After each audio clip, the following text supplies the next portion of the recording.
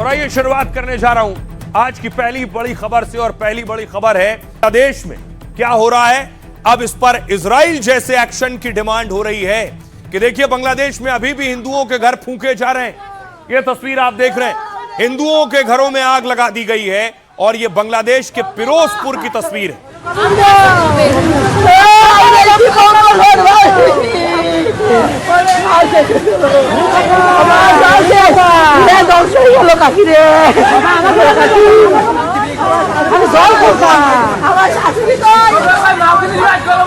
और इस तरह की तस्वीरें अलग अलग जगहों से आई हैं जहां दावा है कि हिंदुओं के घर हैं जिसे फूंक डाला है।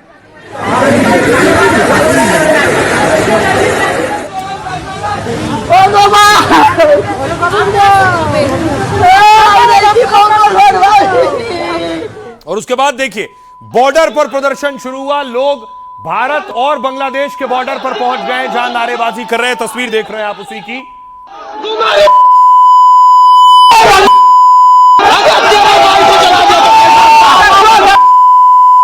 जिंदा जला दिया, जिंदा जला दिया बांग्लादेशी वाले, जिंदा जला दिया हमारे हिंदू भाई को, जिंदा जला दिया बांग्लादेश, बांग्लादेश बांग्लादेश ना बांग्लादेश जला दिया।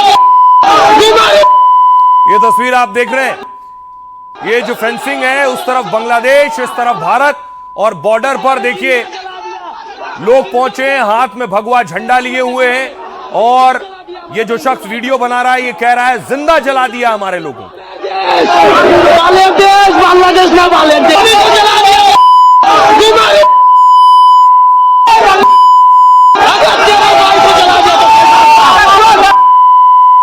जिंदा जला दिया, जिंदा जला दिया बांग्लादेशी वाले, जिंदा जला दिया हमारे। और दूसरी तरफ देखिए जरा, भारत में भी प्रोटेस्ट हो रहा था। ये तस्वीरें लखनऊ की आप देख रहे हैं जहां मुस्लिम संगठन सड़कों पर उतरे, मुसलमानों ने बांग्लादेश के खिलाफ प्रदर्शन किया।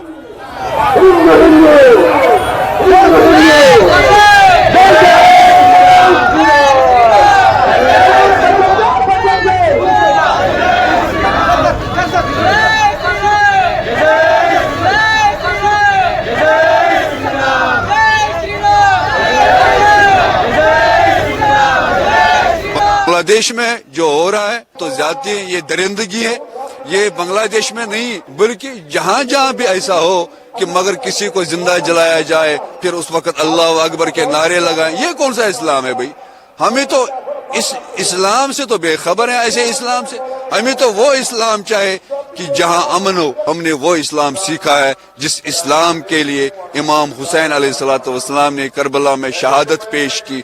और जो बांग्लादेश में ऐसे दरिंदों ने ऐसे एक शख्स को जिंदा जला दिया है, ये वो इस्लाम है कि जो यजीद था जिसने इमाम हुसैन को भी सर झुकाने के लिए कहा था लेकिन उन्होंने अपना सर दिया है। लेकिन ऐसे इस्लाम के सामने सर खम नहीं हो। मोहम्मद यूनुस का पुतला था और आपको ध्यान होगा पिछले वर्ष भी महीने दिसंबर के महीने में यह पुतला दहन किया था 8 दिसंबर को। और आज पे कर रहा हूँ क्योंकि बांग्लादेश में जो हिंदू अत्याचार शुरू हुआ है, पिछले साल पहले दंगा हुआ था, वो आज तक कंटिन्यू है, खत्म नहीं हो रहा है।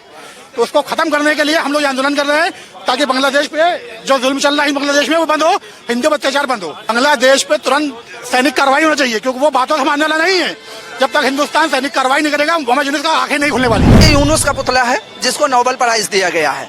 हमने 1 साल पहले यहाँ पुतला दहन किया था और यह संदेश देने का काम किया था कि अगर बांग्लादेश होश में नहीं आएगा तो हम लोग ऐसे ही अपने हिंदू भाइयों के सपोर्ट में, हिंदू भाइयों के खिलाफ जो वहाँ जुल्म और ज्यादती हो रही उसके खिलाफ हम विरोध प्रदर्शन करते रहे। आज मुस्लिम समाज के लोग हम यहाँ एकत्रित हुए, इकट्ठा होकर और यूनुस को यह सबक सिखाने के लिए और वहाँ के जो मुसलमान हैं जो जुल्म कर रहे हैं उनके खिलाफ हम आवाज बुलंद कर रहे हैं।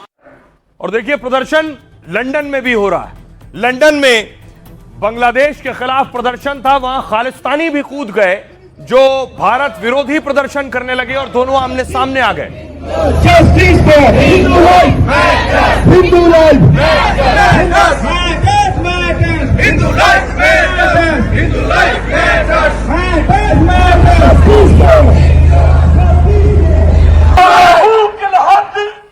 ये देख रहे हैं दूसरी तरफ खालिस्तानी प्रदर्शन करने लगे।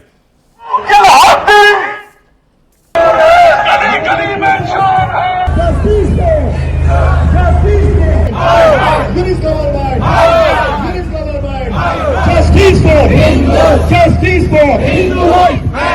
Hindu life.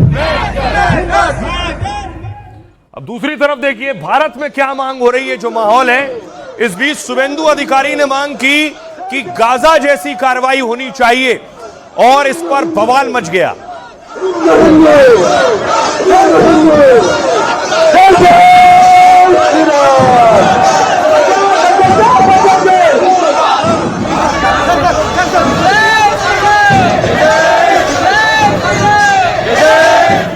शुभेंदु अधिकारी ने कहा जो इजराइल ने गाजा में किया है वही करने की जरूरत है बांग्लादेश में। शुभेंदु के इस बयान के बाद शुभेंदु घिर गए हैं। विरोधी शुभेंदु से सवाल पूछ रहे हैं इस तस्वीर के बाद, उनके इस स्टेटमेंट और उनकी टिप्पणी के बाद, कि क्या बांग्लादेश में यह कार्रवाई करना शुभेंदु मुसलमानों के खिलाफ बयान दे रहे हैं। यूनुस के राज में क्या 2 लाख हिंदुओं का कत्लेआम होगा? हिंदुओं के नरसंहार की यह साजिश अब एक्सपोज हो गई है। क्या इसलिए बांग्लादेश के कट्टरपंथियों का इलाज गाजा मॉडल से करने की डिमांड हो रही है? सबक सिखाना चाहिए, जैसे इजराइल सिखाया गाजा में, उस तरीके से जैसे इजराइल ने गाजा में घुसकर हमास को ठोका, वैसे ही अब बीजेपी विधायक शुभेंदु अधिकारी ने बड़ी डिमांड रख दी है, वो भी इजराइल की तरह सीधा ठोकने की। देश का हिंदू हित में चल रहा है सरकार, सबक सिखाना चाहिए, जैसे ऑपरेशन सिंदूर में पाकिस्तान को हम लोग सबक सिखाया। शुभेंदु अधिकारी ने जैसे ही ये मांग रखी तो वो घिर गए। बयान का विरोध करने वालों ने इसे मुसलमानों के खिलाफ और भड़काऊ करार दिया। तो ये जो बड़बोले हैं, जो बांग्लादेश को हिंदू मुसलमान करना चाहते हैं और हिंदुस्तान में उसका फायदा उठाना चाहते हैं, क्या सरकार को इनसे नहीं पूछना चाहिए कि तुम ऐसे बयान क्यों दे रहे हो? इस तरह की बातें इंसानियत के खिलाफ हैं, मानवता की दुश्मन है। शुभेंदु के इजराइल स्टाइल में एक्शन लेने वाले बयान से बवाल मचा है। कट्टरपंथियों के खिलाफ इस अल्टीमेटम पर नया बखेड़ा खड़ा हो गया है। सबक सिखाना चाहिए, जैसे इजराइल सिखाया गाजा में, उस तरीके से। अब शुभेंदु के इसी बयान को मैं आपको बताऊं क्या कह रहे हैं वो, और उनके बयान पर बाकी सियासतदान क्या कह रहे हैं। शुभेंदु ने कहा बांग्लादेश में जानबूझकर हिंदू निशाना बनाया जा रहा है। इन लोगों को ऐसा सबक सिखाया जाना चाहिए जिसे सदियों तक याद रखें। ठीक वैसे ही जैसे इजराइल ने गाजा में सबक सिखाया, इन्हें वैसा ही सबक सिखाया जाना चाहिए जैसे हमने ऑपरेशन सिंदूर के दौरान पाकिस्तान को सिखाया है। ममता की पार्टी ने शुभेंदु के बयान पर पलटवार किया। ममता बनर्जी की पार्टी की तरफ से कहा गया कि शुभेंदु अधिकारी ने एक बार फिर अपनी फांसीवादी सोच दिखाई। वो लोगों की जान लेने और किसी समुदाय के खात्मे की बात कर रहे हैं। सागरिका घोष टीएमसी सांसद, उन्होंने कहा यह विभाजन और शासन की गंदी राजनीति है। शुभेंदु बांग्लादेश के खिलाफ गाजा जैसा ऑपरेशन चाहते हैं। कपिल सिब्बल राज्यसभा के सांसद, उन्होंने कहा शुभेंदु गाजा की तरह मुसलमानों को सबक सिखाना चाहते हैं। इस बयान को लेकर अभी तक उन पर कोई एफआईआर दर्ज नहीं हुई है, यूएपीए नहीं लगाया गया और ना ही उन्हें गिरफ्तार किया गया है। आइए सुनिए जरा शुभेंदु अधिकारी और उन पर जो प्रतिक्रिया आ रही। सबक सिखाना चाहिए, जैसे इजराइल सिखाया गाजा में, उस तरीके से हमारी भारत की 100 करोड़ हिंदू, देश का हिंदू हित में चल रहा है सरकार, सबक सिखाना चाहिए, जैसे ऑपरेशन सिंदूर में पाकिस्तान को हम लोग सबक सिखाए। बोले हैं जो बांग्लादेश को हिंदू मुसलमान करना चाहते हैं और हिंदुस्तान में उसका फायदा उठाना चाहते हैं। बंगाल में चूंकि चुनाव है, क्या सरकार को इनसे नहीं पूछना चाहिए कि तुम ऐसे बयान क्यों दे रहे हो? सरकार को चाहिए इनकी कड़ी निंदा करें, इनको पूछें कि ऐसा बयान तुम क्यों दे रहे हो। हम भी क्या वैसे ही बन जाएं जैसा इजराइल कर रहा है वहाँ? हम भी बांग्लादेश को हड़प लें, बांग्लादेश के लोगों को मार दें? ये बेतुका बयान है। इस तरह की बातें इंसानियत के खिलाफ हैं, मानवता की दुश्मन है। इस्लाम का स्पष्ट नजरिया है कि एक इंसान का कत्ल पूरी इंसानियत का कत्ल है। मैं तमाम भारत के मुसलमानों से अपील करना चाहता हूं कि अगर हिंदू हजरात भारत के सड़कों पर उतरते हैं, धरना प्रदर्शन जुलूस निकालते हैं, तो मुसलमान भी बढ़ चढ़ करके सड़कों पर उतरें। भारत सरकार को ठोस कदम उठाना चाहिए और मैं तो कहूंगा दुनिया में जहां भी जुल्म जाति जिसके खिलाफ भी हो रही है, हमको उसके खिलाफ बोलना चाहिए। यही हमारे देश की संस्कृति है, वो यही भारत की आजादी का मतलब था और यही महात्मा गांधी का संदेश था। लेकिन सवाल यह है, क्या प्रदर्शन से जो बांग्लादेश में हिंदू टारगेट किए जा रहे हैं वो बंद हो जाएगा? क्योंकि अब तक ऐसा होता दिख नहीं रहा।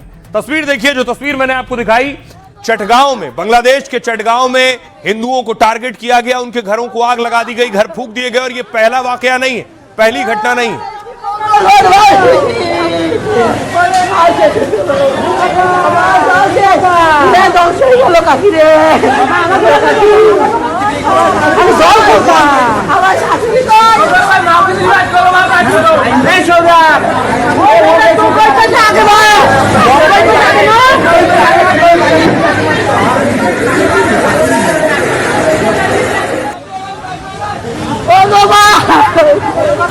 और देखिए, घर जलाए जाने के बाद की तस्वीर देखिए, चारों तरफ तबाही। यहां कई परिवार रह रहे थे। सोचिए, सर्दी का वक्त है, उनके घर जला दिए गए, लोग कहां जाएंगे?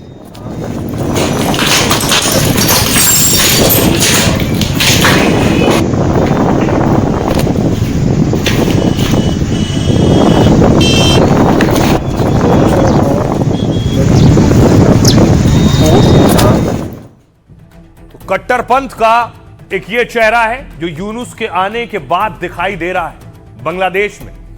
इस तरह से हर रोज घर जलाए जा रहे हैं, फूके जा रहे हैं। इस बार चटगांव में हिंदुओं को ऐसे वक्त पर निशाना बनाया गया जब लगातार बांग्लादेश में हिंदू विरोधी हिंसा देखी जा रही। कुछ दिन पहले ही हिंदुओं के घरों में आगजनी की गई थी। उसी चटगांव में एक बार फिर से हिंदुओं के 5 से 6 घर फूंक दिए गए। हिंदुओं के घर चटगांव के फिरोजपुर जिले के 2 गांवों में जलाए गए। यहां हिंदुओं के 6 घरों को आग के हवाले कर दिया गया। बांग्लादेशी पत्रकार शुएब चौधरी ने यह वीडियो पोस्ट किया जो मैंने आपको दिखाया। उन्होंने लिखा, उपद्रवियों ने कांति साहा के घर में आग लगा दी। विदेशी पत्रकार, बांग्लादेशी पत्रकार ने इसे हिंदू विरोधी भयानक हालत बताई। और इससे पहले रावजान उपजिला में भी हिंदुओं के घर जला दिए गए। सुल्तानपुर इलाके में बाबू शुकुशील के घर को आग लगा दी गई, जिससे उनका घर और उनके घर के अंदर रखा सामान पूरी तरह से जलकर राख हो गया, खाक हो गया। अब मैं आपको बताऊं, जहां ये आग लगाई जा रही है बांग्लादेश के चटगांव में। चटगांव वो जगह है जहां हिंदुओं की बहुलता है। हिंदू संख्या, जनसंख्या कितनी है मैं आपको दिखाऊं। आप तस्वीर देख रहे हैं और चटगांव खास तौर पर आप देखिए, ये बांग्लादेश आपको नजर आ रहा है, बांग्लादेश का नक्शा, और ये नीचे चटगांव आपको दिख रहा है। चटगांव से ठीक लगा हुआ अगर कोई राज्य है भारत का तो त्रिपुरा है। त्रिपुरा की सीमा चटगांव से लगती है और इस चटगांव में 25 लाख हिंदू आबादी रहती है, यानी 25 लाख हिंदू रहते हैं। अच्छी खासी हिंदुओं की जनसंख्या है और उन्हें निशाना बनाया जा रहा है। अब सवाल यह है, बांग्लादेश में जो कुछ हो रहा है ये पहले दिन नहीं हो रहा। अगर आपको याद हो, यूनुस ने जब से सत्ता संभाली है, कमान संभाली है, तब से हिंदुओं के खिलाफ हिंसा बढ़ गई है।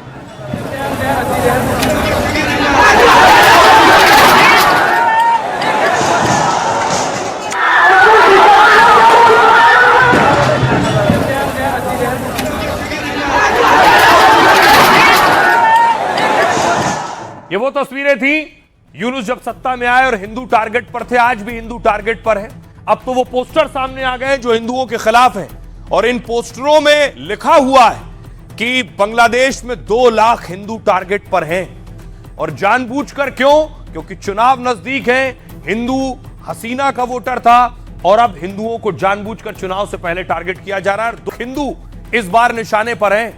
कट्टरपंथियों के टारगेट पर देखिए जरा, 2 लाख का आंकड़ा पहुंच गया है हिंदुओं को निशाना बनाने के लिए। दावा है 2 लाख हिंदुओं का नरसंहार करने की साजिश है। यह सब बांग्लादेश में चुनाव से पहले करने के मंसूबे हैं। यह दावा हम नहीं बल्कि बांग्लादेश के कट्टरपंथी कर रहे हैं, जिन्होंने बाकायदा बैनर पोस्टर लगाकर हिंदू नरसंहार की धमकी दी है। द संडे गार्जियन ने यह खुलासा करते हुए रिपोर्ट छापी जिसमें विवादित बैनरों में से एक की तस्वीर जारी की है। यह बैनर चटगांव के रावजान उपजिले से सामने आया है, जिसके मुताबिक 2 लाख हिंदू और बौद्ध को मारने की योजना है। द संडे गार्जियन ने एक बांग्लादेशी हिंदू संगठन के शख्स ने बात की है और कुशल वरुण चक्रवर्ती ने कहा है कि 13 दिसंबर को यह साजिश रची गई, जिसके तहत हिंदू बौद्ध को मारने के लिए फंडिंग भी हुई है। चक्रवर्ती ने कहा, बैनर पर लिखा था यहां कोई हिंदू बौद्ध नहीं बचेगा, ना उन्हें यहां रहने देंगे और ना ही उनका नामो निशान बचने देंगे। चक्रवर्ती के मुताबिक पुलिस ने विवादित बैनर जब्त कर लिया है। हालांकि आरोप है कि अब तक हिंदुओं की सुरक्षा के उपाय नहीं किए गए हैं। हालात बद से बदतर हो रहे हैं। सुनिए जरा असदुद्दीन ओवैसी क्या कह रहे हैं। बांग्लादेश में 20 मिलियन नॉन मुस्लिम माइनॉरिटीज रहते हैं, तो ये बहुत ज़रूरी है कि बांग्लादेश के जनाब यूनुस साहब इन नॉन माइनॉरिटीज़ की हिफाजत करें। और बांग्लादेश में एक पॉपुलर रेवोल्यूशन आया है और बांग्लादेश की स्टेबिलिटी भारत की सिक्योरिटी के लिए बहुत ज़रूरी है, ख़ास तौर से नॉर्थ ईस्ट के लिए। हम उम्मीद करते हैं कि भारत सरकार भी बांग्लादेश से और भारत सरकार के हमारे देश में ताल्लुकात और ख़राब नहीं होंगे बल्कि अच्छे होंगे। अब सवाल यह है, जो कुछ हिंदुओं के खिलाफ हो रहा है उसके बाद भारत में गुस्सा है, लेकिन यह कम नहीं हो रहा है हिंदुओं के खिलाफ जो उत्पीड़न है। तस्वीर देखिए जरा, देश में विरोध प्रदर्शन हो रहा है। अरुणाचल से भी तस्वीरें आ रही हैं। लोग मांग कर रहे हैं कोई एक्शन लिया जाए।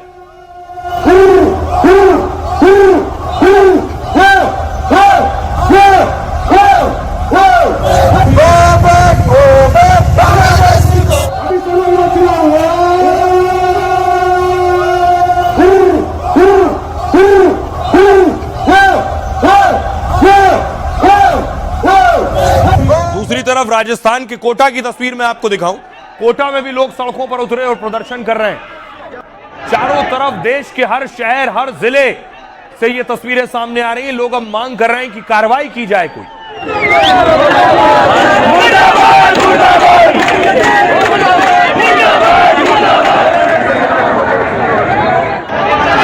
लेकिन बांग्लादेश में हिंसा बढ़ रही है और ताज्जुब की बात यह, मोहम्मद यूनुस को शांति के लिए नोबेल पुरस्कार मिल चुका है 2006 में।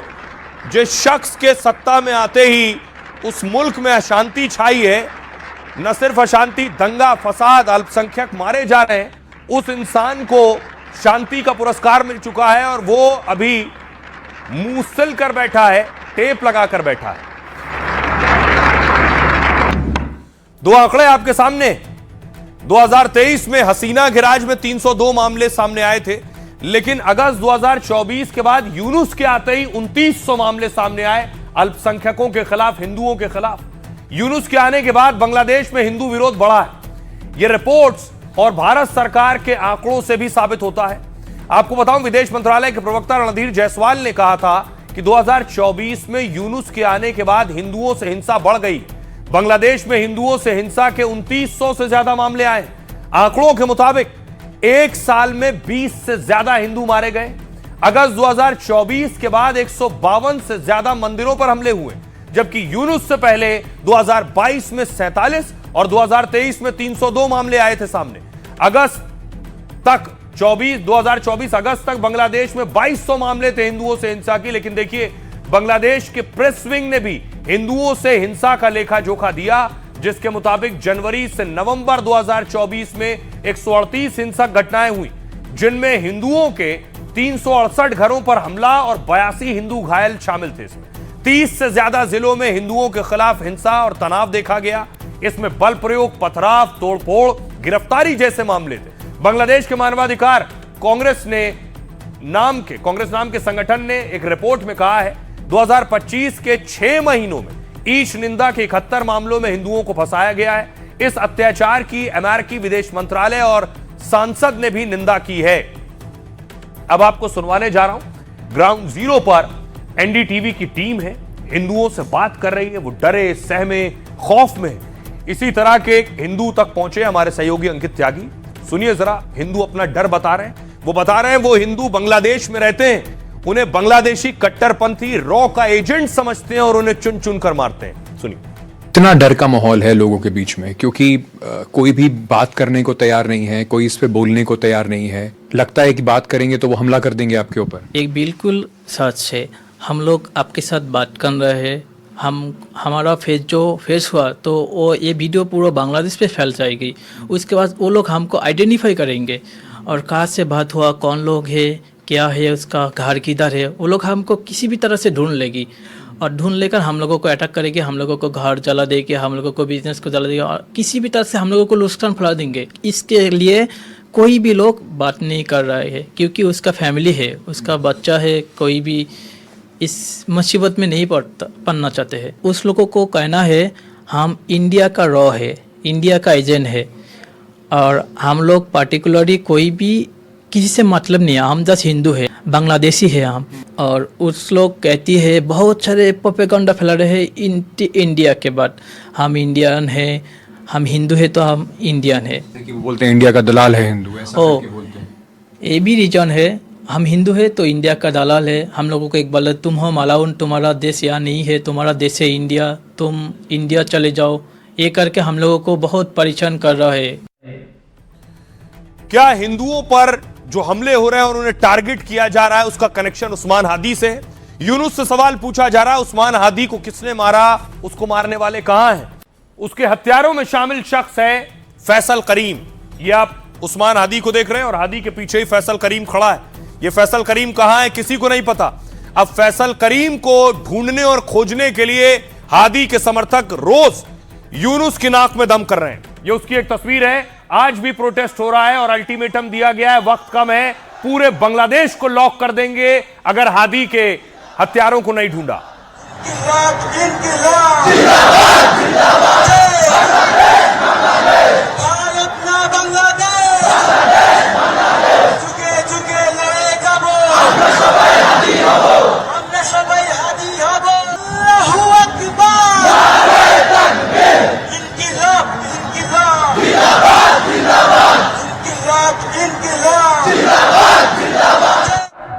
अब जब यूनुस, उनकी सरकार, उनकी पुलिस को कुछ समझ नहीं आ रहा है उस्मान हादी के हत्यारे कहां हैं, तो झूठ बोल रहे हैं। कह रहे हैं हत्यारे भारत भाग गए हैं। दलील क्या दे रहे हैं? कह रहे हैं ये जो हत्यारे हैं, हत्या करने के बाद ये जो मेघालय से बॉर्डर लगता है मैमनसिंह, यहां से मेघालय में आ गए। लेकिन यह झूठ भी बेनकाब हो गया यूनुस का। जानबूझकर भारत का नाम ले रहे हैं जिससे भारत विरोधी आग को और हवा दे सके। देखिए सच क्या है। उस्मान हादी के हत्यारों पर बांग्लादेश ने दावा किया। बांग्लादेश की पुलिस का कहना है हत्यारे भारत भाग गए। ढाका मेट्रोपॉलिटन पुलिस के मुताबिक केस के दो मुख्य आरोपी हैं, एक का नाम फैसल करीम है, दूसरा आलमगीर शेख है। और कहा ये दोनों स्थानीय सहयोगियों की मदद से भारत गए हैं। यह फैसल करीम। एडिशनल कमिश्नर नजरुल इस्लाम ने प्रेस कॉन्फ्रेंस कर कहा है हादी की हत्या के संदिग्ध दोनों आरोपी भारत में जाकर छिपे हैं। मैमनसिंह से हलुआ घाट बॉर्डर के रास्ते भारत में दाखिल हुए। यहां से ये लोग टैक्सी के जरिए मेघालय के तुरा शहर पहुंच गए और इस मामले में भारतीय पुलिस ने इनके दो मददगारों को पकड़ा है। बांग्लादेश प्रशासन आरोपियों के प्रत्यर्पण के लिए बात कर रहा है, ऐसा दावा किया। लेकिन सच ये है भारत ने बांग्लादेश के इन दावों को झूठा और बेबुनियाद बताया। आरोपियों के यहां छिपने की बात को भारत ने साफ साफ खंडन किया है, खारिज किया है। इससे पहले बांग्लादेशी मीडिया ने कहा था आरोपी भारत गए, दावा किया था कि मुख्य आरोपी फैसल करीम भारत भागा है। फैसल करीम बांग्लादेश में बैन संगठन छात्र लीग का नेता है। यह आवामी लीग यानी हसीना की पार्टी के स्टूडेंट विंग से जुड़ा हुआ है और कहा जा रहा था हत्या से पहले आरोपी अपनी गर्लफ्रेंड के संग रिजॉर्ट गया। वहां कहा कि वो कुछ ऐसा करेगा जिससे पूरा बांग्लादेश हिल जाएगा। बस इसी के बाद हादी की हत्या हुई और बांग्लादेश में बवाल मच गया है। सुनिए जरा क्या कुछ कह रहे हैं प्रदर्शनकारी। मिलिट्री एक्शन ले और इंटरनेशनल बॉर्डर्स जितना भी है उसको टाइट करना है। भारत देश में आज 5 करोड़ इलीगल बांग्लादेशी और रोहिंग्या हैदराबाद में, पुणे में, दिल्ली में, बेंगलुरु में जो बसे हैं उनको तुरंत बाहर से निकालना चाहिए। सीएए, एनआरसी को तुरंत इंप्लीमेंट करें। और ये बांग्लादेश हाई कमीशन को हमको ये जानकारी उसको देना है कि अभी भारत तुम्हारा खिलाफ अगर एक भी कदम उठाएगा, बांग्लादेश विश्व के दुनिया के मैप से तुम्हारा नामो निशान मिट जाएगा। हमें हिंदुओं को जागना होगा मेरे भाइयों। आज नहीं जागे तो कभी नहीं जाएंगे। और कहता हूँ मेरे भाइयों, जब तक हम मिलकर रहेंगे, साथ रहेंगे, मजबूत रहेंगे। हिंदुओं के लिए अगर कोई पदक्षेप नहीं लेंगे तो उसके अगेंस्ट में फिर हम अपने हाथों में अस्त्र अगर भी लेना पड़े तो हम लेने के लिए कुंठाबोध नहीं करेंगे। और हमारे साथ सारे हिंदू, आसाम के हम सब एक साथ। ये हम लोग को धमकी दे रहा है कि हमारा जो नॉर्थ ईस्ट को डिवाइड कर देगा, अपना ग्रेटर बांग्लादेश बनाएगा। उन लोग को हम लोग का तरफ से मैसेज है और चेतावनी है। अरुणाचल ऐसा एक प्रदेश है जो सूर्य का पहला किरण जो है अरुणाचल में पड़ता है। अब लोग को हम लोग बचा सकता है तो बिगाड़ भी सकता है, इतना हिम्मत रखता है भारत का पास। जो भी अल्पसंख्यक हिंदू पाकिस्तान और बांग्लादेश में है उनको भारत लाना सुनिश्चित किया जाए और इस मामले को संयुक्त राष्ट्र संघ यूएन में इस मामले को उठाया जाए। अब जैसे बांग्लादेश में हिंदुओं पर हमले हो रहे हैं, इस हालात में कुछ महीनों बाद आईपीएल मैचेस भी होने, आईपीएल का ऑक्शन हो चुका है, प्लेयर खरीदे जा चुके हैं, इसमें बांग्लादेशी खिलाड़ी भी हैं। तो मांग हो रही है बांग्लादेशी खिलाड़ियों को आईपीएल में नहीं खेलने दिया जाए। अगली तस्वीर में आपको दिखाऊं, साधु संत बाकायदा प्रदर्शन कर रहे हैं, प्रोटेस्ट कर रहे हैं इसके खिलाफ कि बांग्लादेशी खिलाड़ियों को आईपीएल में बैन किया जाए। बांग्लादेश को हम लोग बहिष्कार करते हैं, बांग्लादेश के खिलाड़ियों को बहिष्कार करते हैं, बांग्लादेश को खिलाड़ियों को बहिष्कार करते हैं। जय श्री राम, जय श्री राम। हो गई, सनातनियों को काटा जा रहा, मारा जा रहा, उसको देखते हुए बांग्लादेश को हम लोग बहिष्कार करते हैं, बांग्लादेश के खिलाड़ियों को बहिष्कार करते हैं, बांग्लादेश को खिलाड़ियों को बहिष्कार। अब देखिए जरा क्या मांग हो रही है साधु संतों की तरफ से। वो कह रहे हैं बांग्लादेश में हिंदुओं से हिंसा को लेकर देश भर में प्रदर्शन है। साधु संत ने आईपीएल के खिलाफ भी मोर्चा खोल दिया। संतों का कहना है कि हत्यारों के साथ मैच नहीं होने देंगे। दरअसल 3 महीने बाद मार्च महीने में आईपीएल का मैच होना है, जिसमें बांग्लादेशी क्रिकेटर मुस्तफिजुर को शामिल किया गया है। शाहरुख खान की केकेआर ने 9.2 करोड़ बोली लगाकर खरीदा है और इससे वो आईपीएल इतिहास का सबसे महंगा बांग्लादेशी खिलाड़ी बन गया है। लेकिन टूर्नामेंट से शुरू होने से पहले ही बड़ा बवाल शुरू हो गया। साधु संतों ने चेतावनी दी, अगर बांग्लादेशी खिलाड़ी को खेलने दिया गया तो पिच उखाड़ देंगे और मैदान में उतरकर मैच खेलने से रोकेंगे। मैच के दौरान हंगामा करेंगे और अपनी भाषा में समझाएंगे। फिलहाल आईपीएल मार्च में होना है, लेकिन बवाल अभी से शुरू हो गया है। सुनिए जरा साधु संत इस पर क्या कह रहे हैं। आईपीएल में करोड़ों करोड़ रुपए देकर खरीदा जाता है अपने भारत देश में, तो इनको बहिष्कार किया जाए और यहाँ से भगाया जाए। और इधर की पिच हम कह रहे ना, बाला साहेब ने जब उखाड़ा था जिस प्रकार से, वो पिच इस प्रकार से फिर साधु संत उखाड़ेंगे। हमारा कहने का मतलब कि बांग्लादेश वाले को, क्रिकेटर को यहाँ आने ही नहीं देना चाहिए। क्या हिंदुस्तान में क्रिकेटर की कमी है क्या? जिस तरह से ये बांग्लादेश वाले को करते हैं, पैसे में खरीदते हैं, इन पे तुरंत प्रतिबंध लगना चाहिए। इस तरह की कार्रवाई नहीं होना चाहिए। और बांग्लादेश के खिलाड़ियों को आईपीएल में शामिल करना कहीं से कहीं तक देशद्रोह के मुकदमा ऐसे लोगों पर दर्ज होना चाहिए, क्योंकि देश में किसी प्रकार के देश के खिलाफ, देश के कानून के, संविधान के खिलाफ कोई भी गतिविधियां होती, देशद्रोह का मुकदमा दर्ज किया जाता है। और ऐसी स्थिति में जो अंतर्राष्ट्रीय लेवल पर आईपीएल के में आप शामिल कर रहे हैं बांग्लादेश और पाकिस्तान जैसे आतताइयों को, तो ऐसी स्थिति में आपको ऊपर भी कठोर से कठोर भारत सरकार को कार्रवाई करनी पड़ेगी। और आइए खबरों में आगे बढ़ते हैं। आज की एक और बड़ी खबर है। आज एक नए मौलाना से आपको मिलवाते हैं, नए मुफ्ती जिन पर बवाल हो रहा है। मौलाना नदवी ने भड़काया। मौलाना दरअसल एक डिबेट और बहस के बाद चर्चा और सुर्खियों में आए तो उनके पुराने वीडियो भी निकलकर सामने आने लगे और पुराने वीडियो से नए बवाल सामने आने लगे। अगली तस्वीर में आपको दिखाऊं, मौलाना नदवी, मुफ्ती नदवी नारे लगा रहे हैं, कोई तकरीर कर रहे हैं जो मोदी विरोधी है। कहते हैं कि इस मुल्क से इस्लाम और मुसलमानों को खत्म कर देंगे। खुदा की कसम, नरेंद्र मोदी के पास ताकत नहीं है।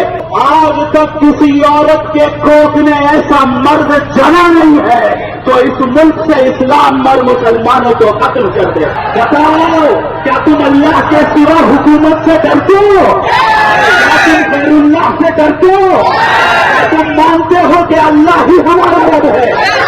कहते हैं कि इस मुल्क से इस्लाम और मुसलमानों को खत्म कर देंगे। खुदा की कसम, नरेंद्र मोदी के पास ताकत नहीं है।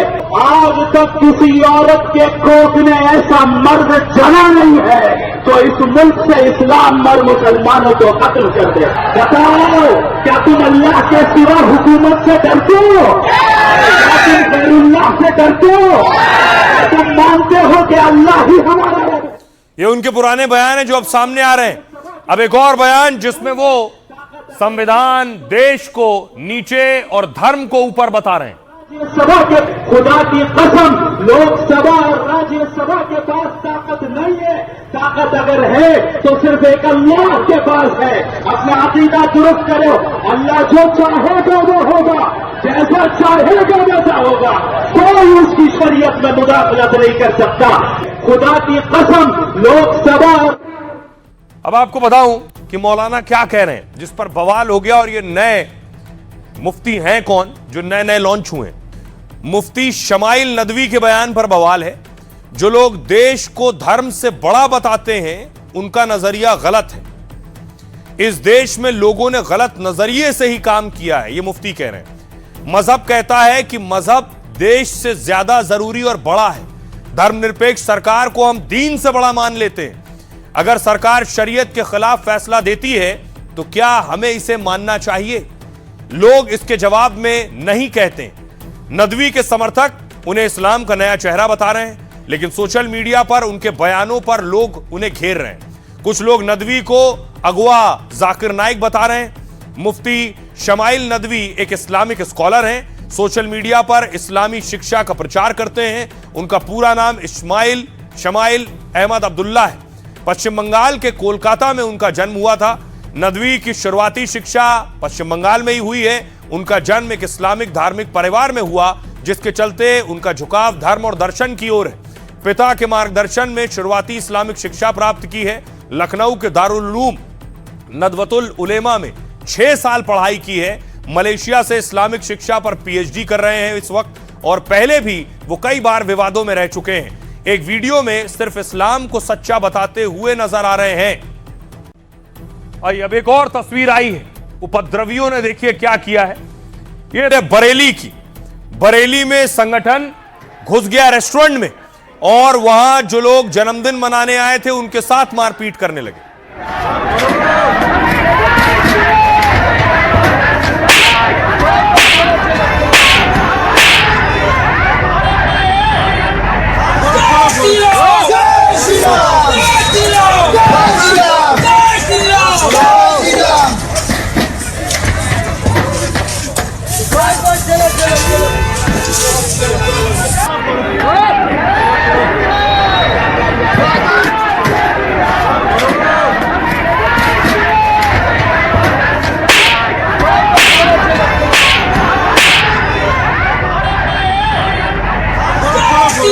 बताया गया कि रेस्टोरेंट में एक लड़की अपनी बाकी सहेलियों के साथ और 4 लड़कों के साथ पहुंची थी, जिसमें 2 मुस्लिम युवा भी थे। जिसके बाद ये संगठन के कार्यकर्ता पहुंचे और उन्होंने मारपीट की वहां।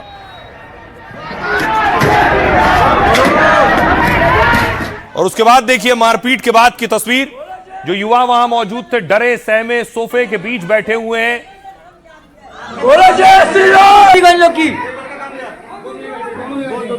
चलेगा तब पता चलेगा। फैमिली को बुलाना अपनी।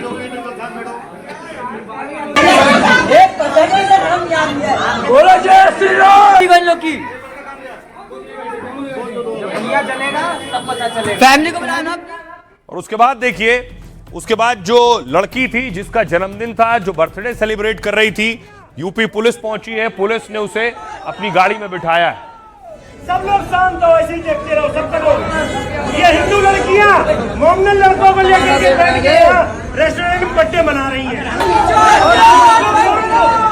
सब लोग शांत हो, ऐसे ही देखते रहो सब लोग।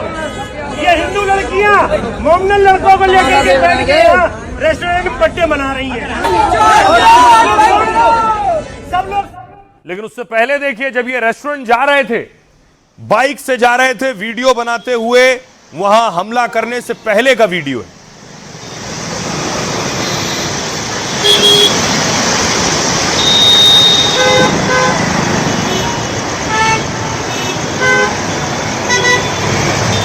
तो आइए आपको बताऊं पूरा मामला क्या है।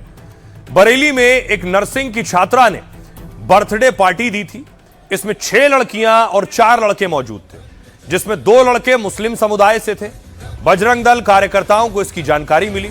इसके बाद कैफे में बजरंग दल कार्यकर्ताओं ने हंगामा किया। इस दौरान जमकर मारपीट हुई और कैफे में तोड़फोड़ की गई। बजरंग दल ने लव जिहाद का आरोप लगाकर बवाल काटा। कैफे मालिक ने 20-25 अज्ञात लोगों के खिलाफ केस दर्ज कराया है। शिकायत में रेस्टोरेंट में काफी नुकसान की बात कही है। कैफे मालिक ने खुद की जान को भी खतरा बताया है।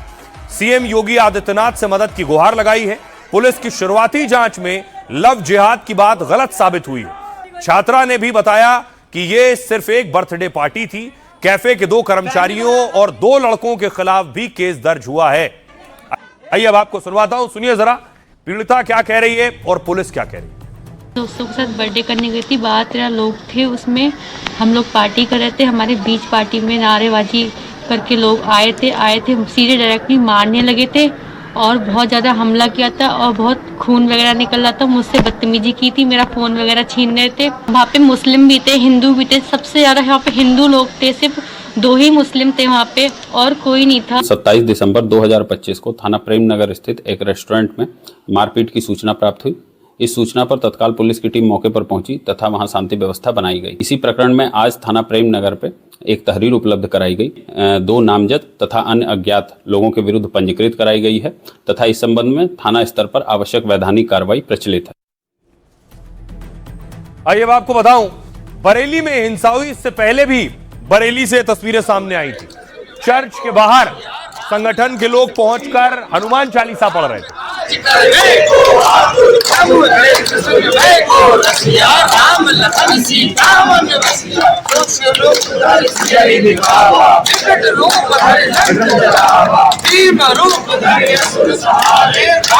इससे पहले आपको दिखाऊं एक और तस्वीर जो रायपुर से आई थी। रायपुर में जब क्रिसमस के मौके पर लोगों ने हिंसा की थी, मामले में भी पुलिस ने कार्रवाई की, कुछ लोगों पर एफआईआर की है।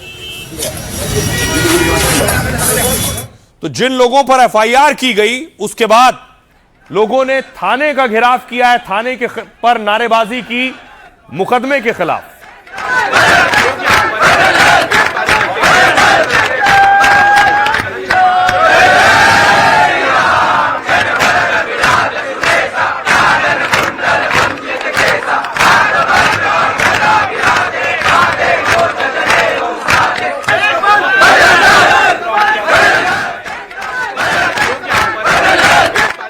आइए अब खबरों में आगे बढ़ते हैं।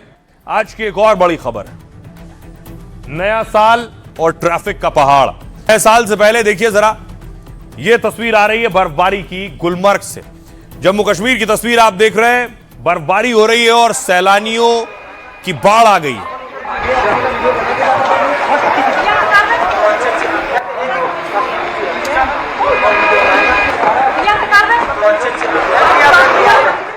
एक और तस्वीर नैनीताल से आई है। ये गाड़ियों का जो आप पूरा काफिला देख रहे हैं, ट्रैफिक, ये नैनीताल जाने वालों की भीड़ है। न्यू ईयर से पहले भारी संख्या में लोग नया साल मनाने के लिए अलग अलग जगहों का रुख कर रहे हैं।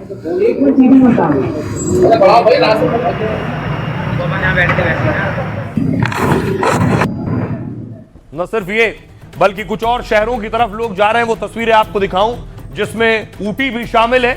ऊटी के अलावा दूसरे शहर भी मैं आपको दिखाऊंगा। ये ऊटी की तस्वीर आप देख रहे हैं। ऊटी में ये रोहतांग पास की तस्वीर मैं आपको दिखा रहा हूं। रोहतांग पास पर ट्रैफिक देखिए जरा, जहां तक नजर आएगी आपको गाड़ियां ही गाड़ियां दिखेंगी।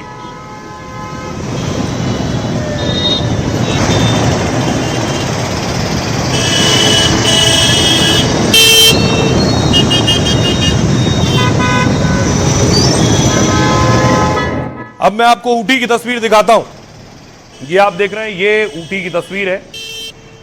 ऊटी में भी ट्रैफिक देखिए जरा। ये सब नया साल का जश्न मनाने के लिए जा रहे हैं।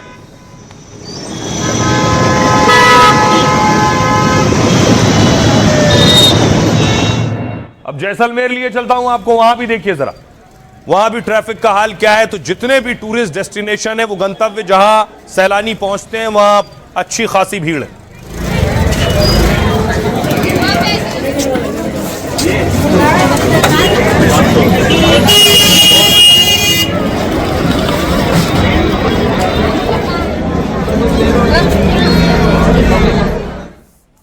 तो आपको बताऊं, जम्मू से लेकर हिमाचल तक गाड़ियों का लंबा जाम लगा हुआ है। ये जो आप देख रहे हैं, दरअसल नए साल के मौके पर पहाड़ों पर बर्फबारी की संभावना है।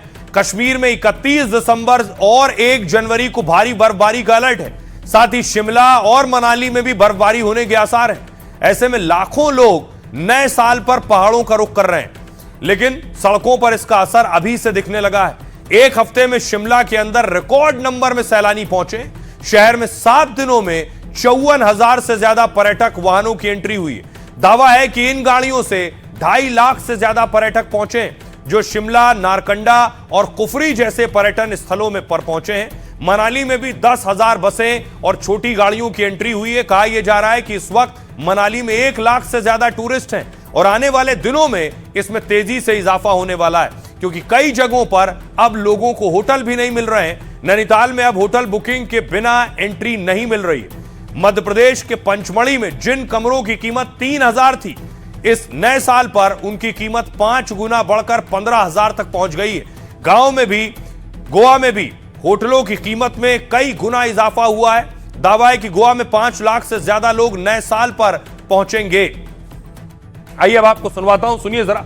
जो लोग घर से निकले हैं, प्लान कर रहे हैं, जा रहे हैं घूमने के लिए, वो क्या कह रहे हैं, सुनिए। बहुत क्राउड है और इस साल मुझे लग रहा है कि सारे इंडिया के लोग जैसलमेर ही आ गए। क्राउड इट्स पैक्ड, ये फुल पैक्ड है। बट शाम को यहाँ बहुत ओवर क्राउडिंग हो जाती है, क्योंकि न्यू ईयर और क्रिसमस की वजह से बहुत ज्यादा लोग हैं। जब मैं अपने बेस कैंप में था तो वहाँ से पूरा हाईवे दिख रहा था मेरे को, तो उस टाइम पे थोड़ा गाड़ियों का स्लो मूवमेंट था कि एकदम से फेस्टिव सीजन है, न्यू ईयर है, तो सारे लोग जो अपने दिल्ली, एनसीआर और बाकी इलाके के हैं, पंजाब, हरियाणा, तो सब लोग एकदम से आ गए हैं। जैसे अभी बाकी हिल स्टेशंस पे बहुत ज़्यादा रश है, बहुत रश है, and here the rush is also less and लोग भी बड़े अच्छे हैं, बहुत अच्छे हैं, तो you feel like coming again and again. जहाँ पर टूरिस्ट डेस्टिनेशन है वहाँ पर अच्छी खासी बर्फबारी हुई है, तो उसकी वजह से लोगों में एक शौक सा बढ़ गया है कि इस साल हम नए तरीके से अपना न्यू ईयर सेलिब्रेट करेंगे। उम्मीदें तो वाबस्ता है इससे, उम्मीद करते हैं कि इसमें बढ़ावा हो जाएगा और आने वाला विंटर स्पोर्ट्स जो है उसके लिए भी एक राह हमवार होगी, जो आगे चलकर हमें टूरिज्म को बूस्ट मिलेगा।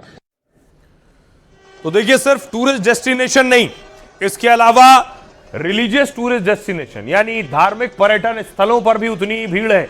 यह तस्वीर मैं आपको दिखा रहा हूं वाराणसी की। देखिए जरा, नए साल पर लोग प्रभु के दर्शन करने भी पहुंच रहे हैं।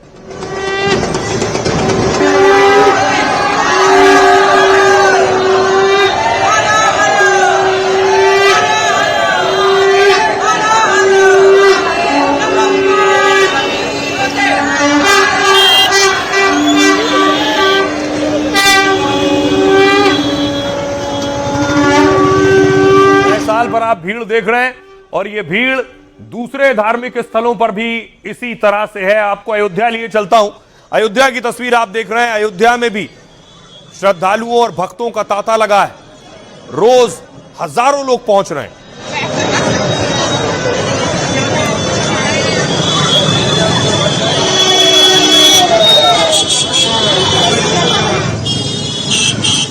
अब देखिए जरा, नए साल पर अलग अलग जगहों पर कितनी भीड़ होने वाली है।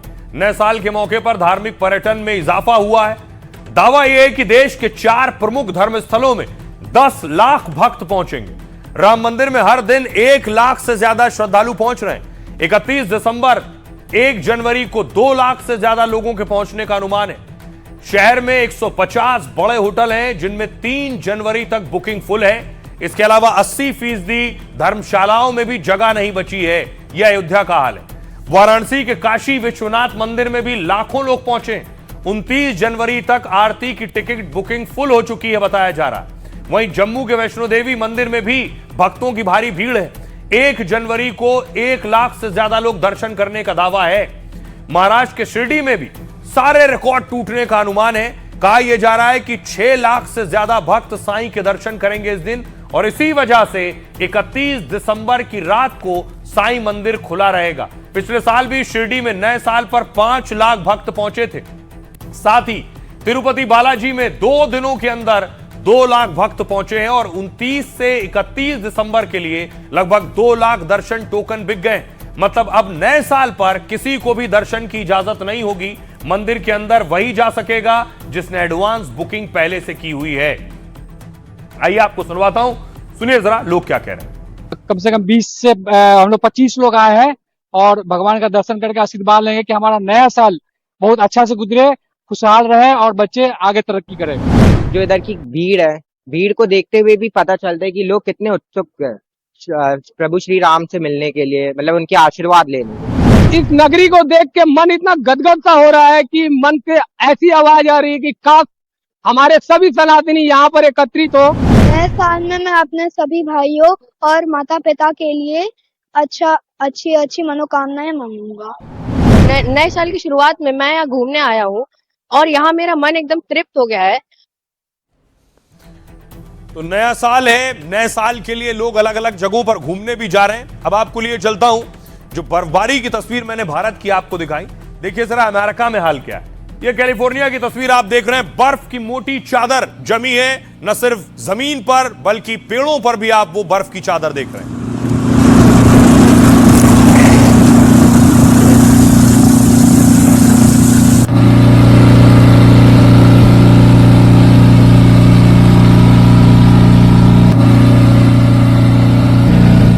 अगली तस्वीर देखिए, न्यू जर्सी की तस्वीर मैं आपको दिखा रहा हूं। यहां देखिए जो बाहर रेस्टोरेंट है उस पर भी बर्फ नजर आ रही है, टेबल्स पर, चेयर पर, कुर्सियों पर भी बर्फ ही बर्फ है।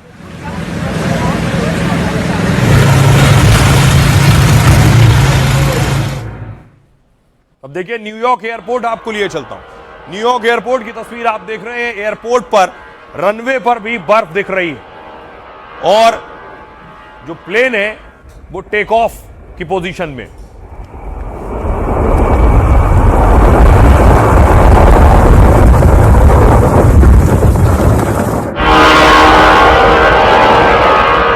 नए साल से पहले अमेरिका बर्फीले तूफान की मार झेल रहा है। अमेरिका के कई हिस्सों में डेविन तूफान का भयानक असर है। क्रिसमस और नए साल के मौके पर हजारों लोग एयरपोर्ट पर फंसे हैं। शनिवार को अमेरिका में 9000 घरेलू उड़ानें रद्द हुई हैं या देरी से उड़ी। शुक्रवार से शनिवार तक अमेरिका में 2700 से ज्यादा उड़ानें कैंसिल हुई हैं। रनवे पर बर्फ जमने की वजह से विमान उड़ान नहीं भर पा रहे हैं। तूफान के चलते न्यूयॉर्क, न्यू जर्सी में आपातकाल घोषित करना पड़ा और कई जगहों पर अब भी 6 से 10 इंच तक बर्फ जमी। इसका असर यह है कि जगह जगह हाईवे को बंद कर दिया गया। फिसलन और कम विजिबिलिटी के कारण चेतावनी जारी की गई है। सड़कों पर कमर्शियल गाड़ियों की आवाजाही पर पूरी तरह से रोक है। साथ ही यात्रियों से गैर जरूरी यात्रा टालने को कहा गया है। हवाई यात्रा रद्द होने की वजह से जिन लोगों को परेशानी हुई उन सभी यात्रियों को मुफ्त में टिकट बदलने की छूट भी दी गई है।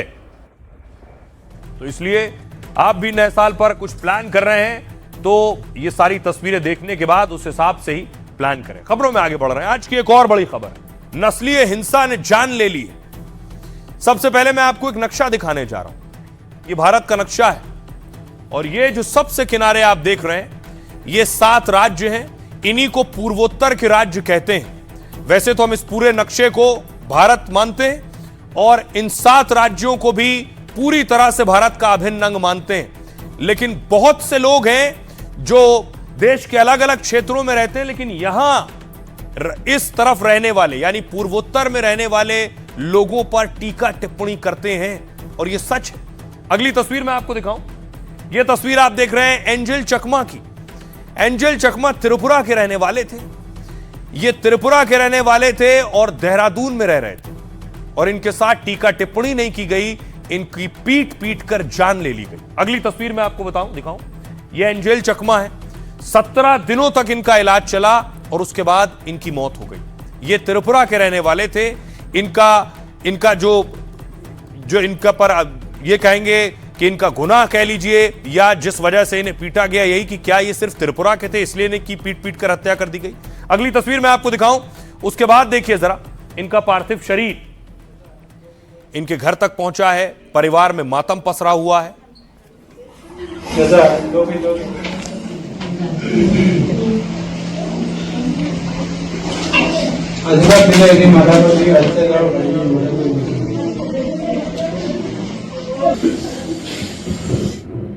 अब आइए आपको बताऊं, इसके खिलाफ प्रोटेस्ट हो रहा है, लोग सड़कों पर उतरे। देहरादून की तस्वीर है जहां एंजल चकमा की पीट पीट कर हत्या की गई, वहां लोग सड़कों पर उतरे, कैंडल मार्च कर रहे हैं। अपने आप सॉल्व करना होता है क्योंकि एंटी प्रोटेक्शन में थोड़ा बहुत होता है चीजें जो कि तुम लोग उसी तरह उसी चीज को सेटल कर लो।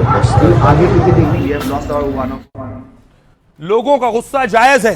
वो जब भारत के अभिन्न हिस्सा है तो आखिर उनके साथ ऐसा भेदभाव क्यों? अब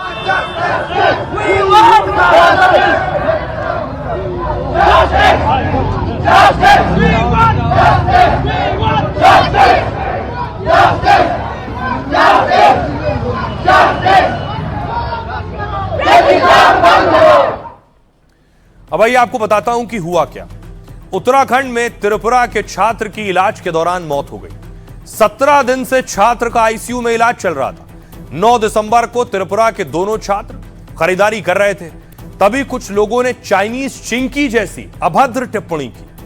छात्र एंजल चकमा ने इसका विरोध किया। इस दौरान नशे में धुत आरोपियों से उनका विवाद हो गया। एंजल चकमा पर धारदार हथियार से हमला कर दिया गया। हमले के वक्त बार बार वो कह रहा था, मैं भारतीय हूं। इलाज के लिए अस्पताल में भर्ती कराया गया था। एंजल देहरादून में एमबीए की पढ़ाई कर रहे थे। मृतक के भाई की शिकायत पर पुलिस ने मामला दर्ज किया है। पुलिस ने 5 आरोपियों को गिरफ्तार कर लिया है, जबकि एक फरार आरोपी की तलाश की जा रही है। उस पर 25,000 का इनाम घोषित किया गया। त्रिपुरा के सीएम ने उत्तराखंड के सीएम से फोन पर बात की है। सीएम रावत ने दोषियों पर सख्त कार्रवाई का भरोसा भी दिया है। आइए अब आपको दिखाऊं कि कैसे आरोपियों की गिरफ्तारी की गई है। देखिए जरा, ये वो आरोपी हैं। 5 आरोपियों की गिरफ्तारी हुई है। 5 को गिरफ्तार किया गया।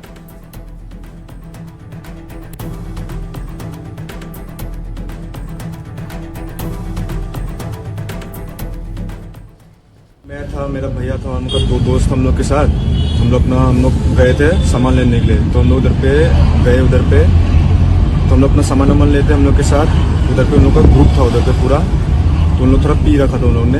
तो उन लोग हम लोग को मेरे को थोड़ा पोक कर रहा था कि चिंकी उनकी, मेरे को थोड़ा सा रेसिज्म कर रहा था। तो मैं थोड़ा अपने तरफ से अपना सेल्फ डिफेंस मतलब थोड़ा बोल रहा था कि भैया क्या हो गया करके उधर पे। बस मैं अपना कन्फेस किया कि भैया क्या हुआ, गाली क्यों दे रहे हो।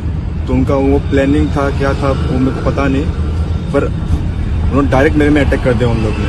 तो फिर भैया आया, मेरे को बचाने के लिए आया। फिर भैया को मेरे को कड़ा से मारा, लगा उससे। फिर भैया को उन लोगों ने चाकू मार दिया स्पाइन की तरफ में। मेरे को इधर में लगा, सर में भी मारा। दिखाना अच्छे से।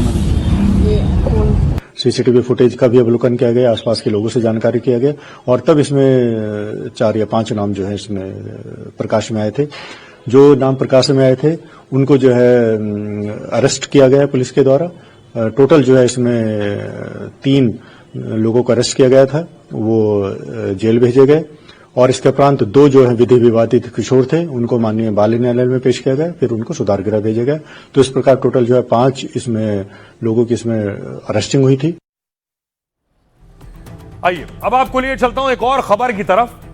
योगी मॉडल की पूरे देश में चर्चा होती है। बहुत से मुख्यमंत्री उसे फॉलो करते हैं, उसे मानते हैं, बहुत से लोग आलोचना करते हैं। लेकिन कर्नाटक में योगी मॉडल पर बवाल हो गया। मॉडल अपनाना तो अच्छा था, लेकिन सिद्धारमैया के लिए गले की फांस बन गया योगी मॉडल फॉलो करना। अगली तस्वीर मैं आपको दिखाऊं, यह फकीर कॉलोनी की तस्वीर है।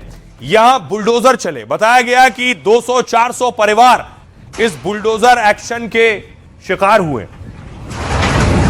अब सवाल यह उठ रहा है, वो कांग्रेस जो योगी के बुलडोजर मॉडल पर सवाल उठाती है, वो इस मॉडल पर क्या कहेगी।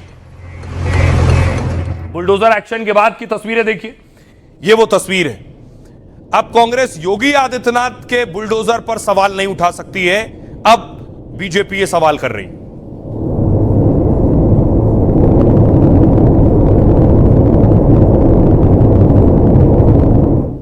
देखिए जरा हुआ क्या। बेंगलुरु में 22 दिसंबर को 200 से ज्यादा घरों पर बुलडोजर एक्शन हुआ।